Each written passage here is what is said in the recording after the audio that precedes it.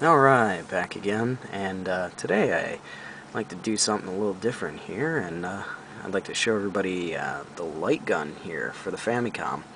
I had a request for this quite some time back, but I haven't had a chance to get around to it. I just figured I'd put it up since I got some time now. And yeah, so like I had mentioned in one of my other videos, it might have been the video that I was using the light gun in, but the light gun for Japanese Famicom is a lot different in looks compared to the zapper, or the light gun that we all know came with the European or the North American Nintendo. This one actually has a realistic looking revolver shape to it.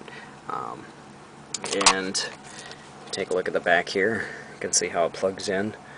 Plugs into the front here, the front port. And yeah, there weren't that many games released for it, as far as I know, to my knowledge.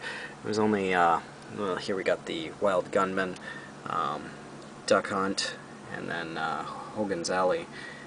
These are the main ones that were released for this. And this gun, unfortunately, with Wild Gunman, and it usually came as a packaged kind of set when it first came out in, I think it was like '84, and it also came with a holster for this gun.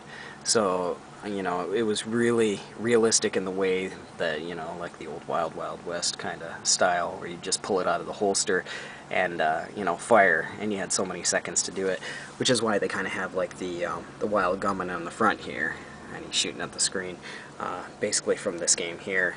Unfortunately, I don't have the holster, but fortunately, I do have the box, which is very rare to find one of these in a box. Last time I checked, too, these things were going for about 200 bucks, especially with the box. So, but another thing that I want to show you is, we'll take this up.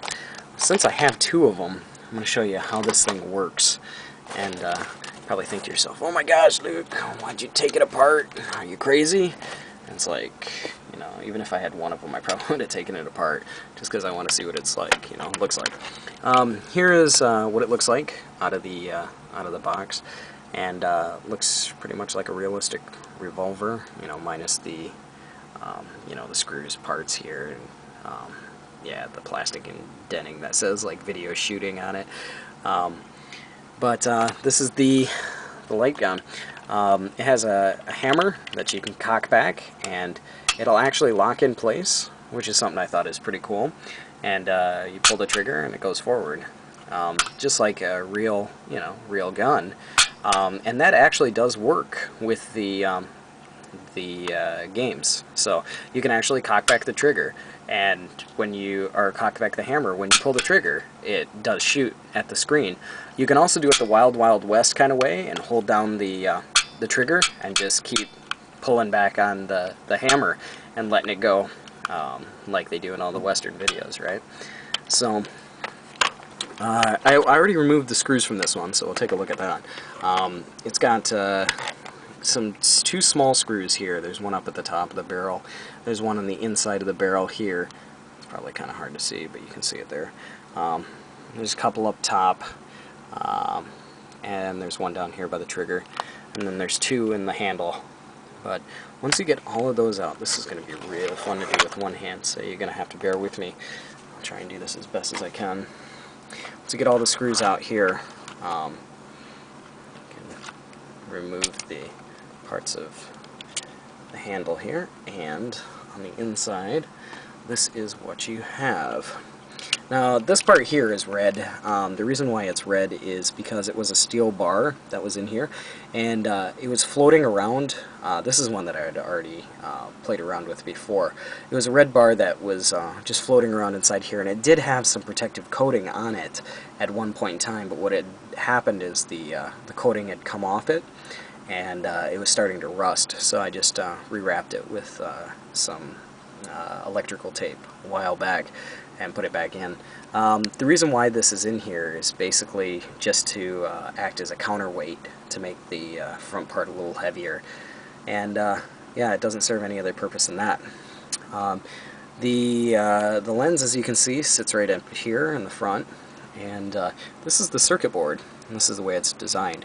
And if you look down here, like on most of your old school kind of RC cars, the speed control, like a manual speed controller, when you pull the trigger, it moves the contact in contact with the other contact points here.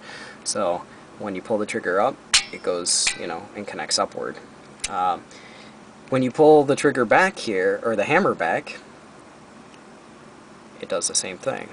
So you can see now why you can do the Old West kind of like just the hammer throwing, or you can actually pull the trigger.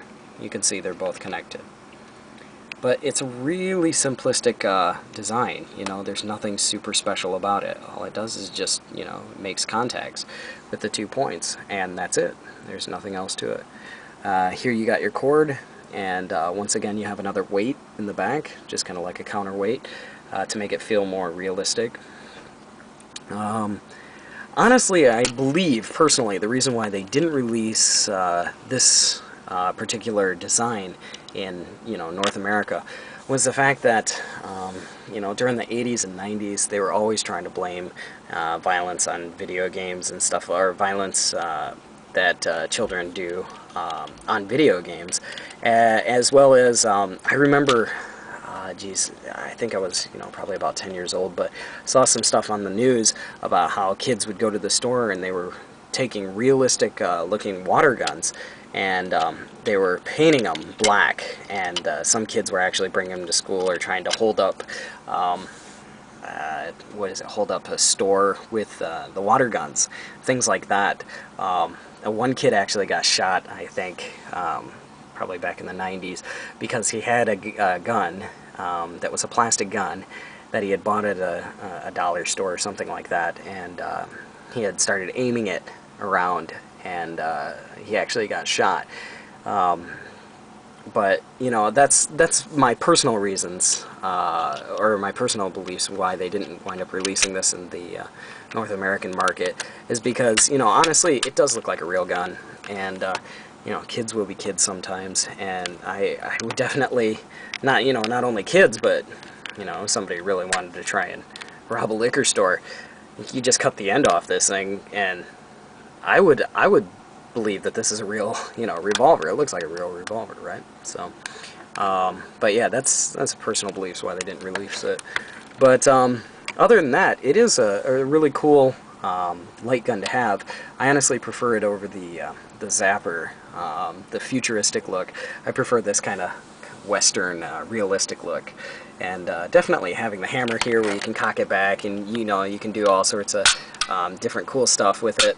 You can just hold the trigger back and just fire it, or you can cock the hammer back and fire it. It really makes stuff interesting. But just want to make a short video here showing you all about the gun and light gun here for the Famicom. And if you have any other questions about it, feel free to email me. I'll try and answer them if I can. But like always, I'll put up another video here soon, so thanks for watching.